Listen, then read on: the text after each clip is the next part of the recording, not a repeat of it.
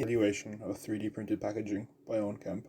The main goal of my project was to design and test new biodegradable packaging inserts in order to replace common types of packaging. For this, I need to design and print some specimens and test these printed specimens using compression and impact testing, and run eco-audits on the tested materials to compare to existing packaging.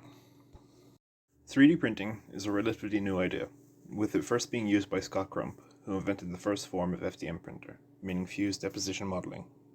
Other types of 3D printer are stereolithography, which was invented by an American inventor named Charles W. Hall.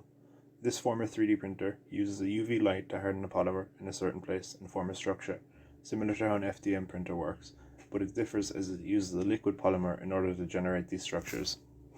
Charles also invented the standard triangle language, which is essential to software as it is needed to read a 3D model and plot courses for a 3D printer to follow.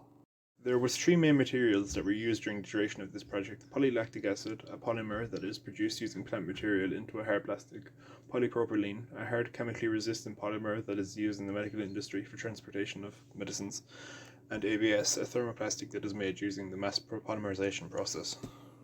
For the design of the packaging, I decided to take some notes from nature, as some of the strongest structures that we build are derived from nature. For the production of each of the specimens, matter control was used for slicing up the 3D model and plotting the G-code for my printer to follow.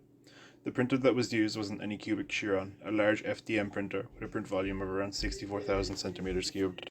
The initial idea for this project was to use the two main testing rigs in the lab, the Zwick compression tester and the impact tester built by a previous student, but unfortunately only the compression test could be carried out as the impact tester was not available to be used.